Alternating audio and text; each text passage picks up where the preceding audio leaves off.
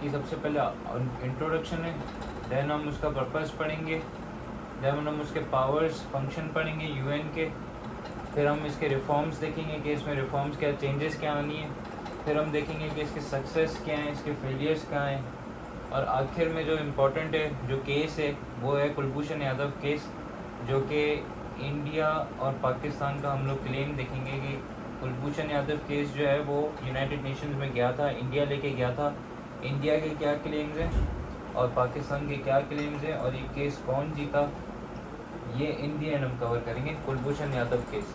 तो ये इसकी आउटलाइन है जो कि आप लोग अगर नोट करना चाहे तो आप लोग नोट कर लें, ठीक है। अब सबसे पहले इसका इंट्रोडक्शन है यूनाइटेड नेशंस का। इंट्रोडक्शन का उसका ये है कि यूनाइटेड नेशंस जो थी ना वो 24 अक्टूबर 1945 में इसका इनिशिएटिव रखा था। इनिशिएटिव मतलब ये 24 अक्टूबर 1945 में काम आई थी। ये एमसीक्यूज में भी आ सकते हैं जो अभी पॉइंट्स बताऊंगा। इसका इनिशिएटिव इस पे आया था 24 अक्टूबर 1945 पे। अब हुआ ये था कि तकरीबन 51 मेंबर स्टेट्स थे जब यूनाइटेड नेशंस बनी थी 24 अक्टूबर 1945 पे, तो उसके 51 मेंबर स्टेट्स थे उस वक्त पे 24 अक्टूबर 1945। 24 अक्टूबर 1945 में यूनाइटेड नेशंस बनी थी सैन फ्रांसिस्को में।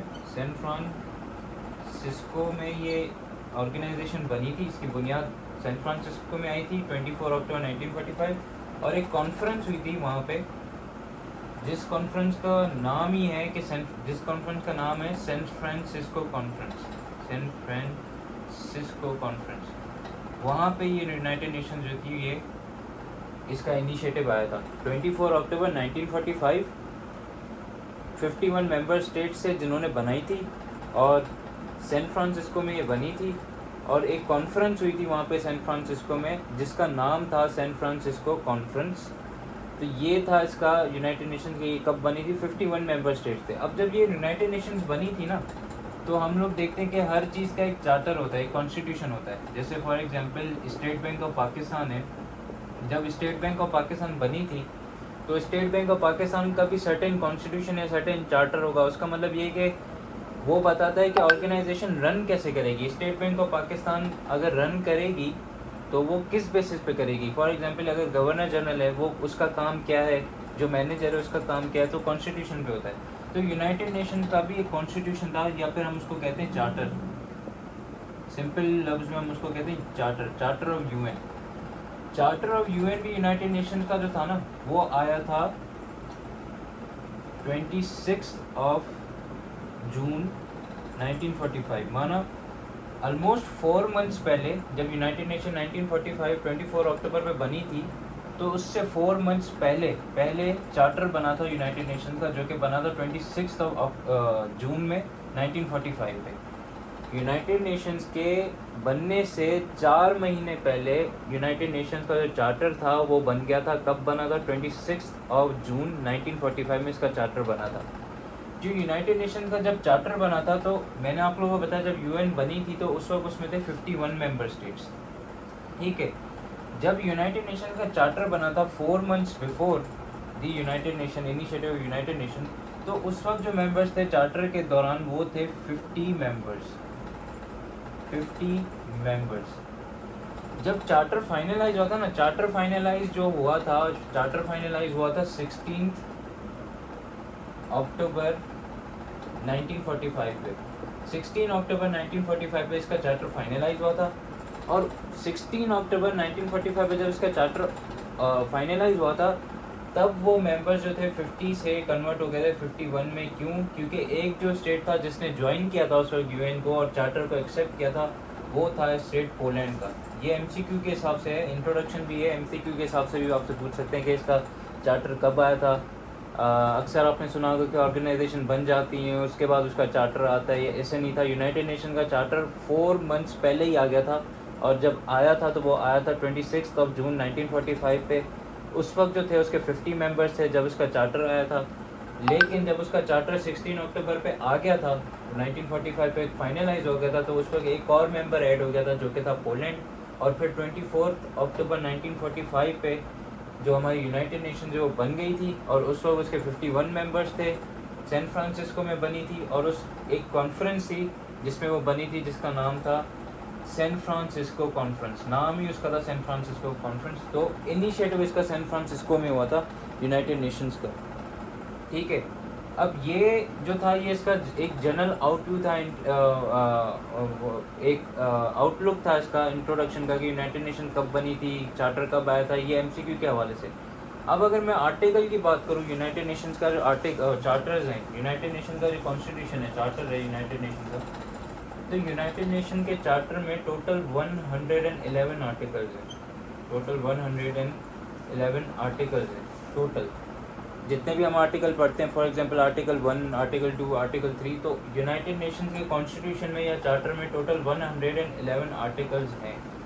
अभी तक जो आर्टिकल्स अभी तक हैं वो हैं 111 रिसेंटली। अब जब यूनाइटेड नेशंस बनी थी तो मैंने बताया उसके मेंबर्स कितने थे, 51 मेंबर स्टेट्स थे। लेकिन अभी जो मेंबर स्टेट्स जो यूनाइटेड नेशन के अभी हैं रिसेंटली, वो हैं 193 मेंबर स्टेट्स टिल अभी अप टू डेट। ये है, पहले जब ये बनी थी तो उस वक्त 51 मेंबर स्टेट्स थे, लेकिन जो अभी करंट सिनेरियो है, जो अभी इसके मेंबर्स हैं, वो हैं 193 मेंबर्स यूनाइटेड नेशंस के। तो ये था इसका इंट्रोडक्शन। अब इसमें कुछ और चीज़ें हैं जो कि मैं आप लोगों को बताऊंगा। उसमें एक चीज़ ये है कि यूएन की जो लैंग्वेजेस हैं, जैसे हमारे पास पाकिस्तान में आप देखते हैं कि लैंग्वेजेस रहते हैं, जैसे पश्तून भी है, पंजाबी भी है, सराइकी भी है, उर्दू भी है, सिंधी भी है। तो यूनाइटेड नेशन की एक सर्टेन लैंग्वेज है, मतलब लैंग्वेज कोड है जो वहाँ पे फॉलो होता है यूनाइटेड नेशंस में। तो यूनाइटेड नेशंस में 6 लैंग्वेजेस फॉलो होती है, 6 लैंग्वेजेस वहाँ पे चलती है। Number 1 English, number 2 French, number 3 Chinese, number 4 Spanish, number 5 Russian and number 6 Arabic. ये 6 लैंग्वेजेस हैं जो यूनाइटेड नेशंस में आप जनरली आप विटनेस करेंगे। ये 6 लैंग्वेजेस में हैं इसकी मेंबर्स, मतलब ये 6 लैंग्वेजेस इसमें इंक्लूडेड है। जैसे मैं पाकिस्तान की बात करूँ तो पाकिस्तान में डिफरेंट लैंग्वेजेस हैं, हर सूबे के हिसाब से, हर चीज़ के हिसाब से लैंग्वेजेस हैं। तो यूनाइटेड नेशंस की टोटल 6 लैंग्वेजेस हैं, English, French, Chinese, Spanish, Russian, Arabic. लेकिन अगर मैं इसकी ऑफिशियल लैंग्वेजेस की बात करूँ, ऑफिशियल लैंग्वेजेस, ये इसकी 6 लैंग्वेजेस वो हैं जिसमें आपको वहाँ पे अगर आप यूनाइटेड नेशन में जाएंगे तो आपको इंग्लिश भी बोलते हुए मिलेंगे, फ्रेंच भी मिलेगा, चाइनीज़ भी मिलेंगे, स्पेनिश भी, रशियन भी, अरबिक। लेकिन इसकी लैंग्वेजेस जो 2 हैं वो 2 ऑफिशियल लैंग्वेजेस हैं यूनाइटेड नेशन की। 2 ऑफिशियल लैंग्वेजेस हैं यूनाइटेड नेशंस की, 2 official languages official. Number 1 is English, number 2 is French. इसकी 2 ऑफिशियल लैंग्वेजेस हैं, एक है इंग्लिश, दूसरी है इसकी फ्रेंच। अब ये 6 लैंग्वेजेस में से सिर्फ ये 2 लैंग्वेजेस ही इसकी ऑफिशियल लैंग्वेज क्यों है? इसका रीज़न ये है कि सबसे जो top biggest language in world है, जो सबसे ज़्यादा बोली जाती है वो है इंग्लिश, एंड सेकंड पे जो सबसे ज़्यादा बोली जाती है वो है फ्रेंच। अब अगर किसी हम लोग रेजोल्यूशन की बात करें, फॉर एग्जांपल अगर मैं यूनाइटेड नेशंस की आप लोग वेबसाइट पे जाएंगे ना, यूएन की वेबसाइट पे, तो वहाँ पे डिफरेंट रेजोल्यूशन आपको मिलेंगी। फॉर एग्जांपल अगर आप लिखोगे वहाँ पे कश्मीर, यूएन की साइट पे जाके आप कश्मीर लिखोगे सर्च बार पे, तो आपके सामने उसकी रेजोल्यूशन आ जाएंगी, 11 रेजोल्यूशन। ये मैंने आपको बताई थी कि यूएन ने कश्मीर पे 11 रेजोल्यूशन दी थी। अगर आप किसी भी एक रेजोल्यूशन को खोलोगे ना तो वहाँ पे आपको इस तरीके से कुछ नज़र आएगा, एक पेज ऐसे होगा और इसी के बराबर में एक पेज ऐसे होगा। ये जो पेज होगा ये फर्स्ट पेज होगा रेजोल्यूशन का, ये जो पेज होगा ना ये लिखा हुआ होगा इंग्लिश में, इन इंग्लिश, और ये जो सेकंड पेज होगा ना ये आपका लिखा होगा फ्रेंच में, फ्रेंच। तो कहने का मकसद ये, जितनी भी रेजोल्यूशन आज तक यूनाइटेड नेशन में पास हुई और फर्दर जो पास होंगी वो सारी रेजोल्यूशन सिर्फ 2 लैंग्वेजेस में लिखी जाएंगी, एक है इंग्लिश, दूसरी है फ्रेंच। इनके अलावा किसी भी दूसरी लैंग्वेज में इनकी रेजोल्यूशन पास नहीं होंगी। जब भी आप कोई रेजोल्यूशन वहाँ पे जाकर खोलेंगे देखेंगे तो रेजोल्यूशन ऐसे लिखी होती, 2 पेजेस होते हैं, एक साइड पे इंग्लिश में इस तरीके से लिखी हुई होगी रेजोल्यूशन, और उसी चीज़ को ट्रांसलेट किया हुआ होगा फ्रेंच में रेजोल्यूशन को।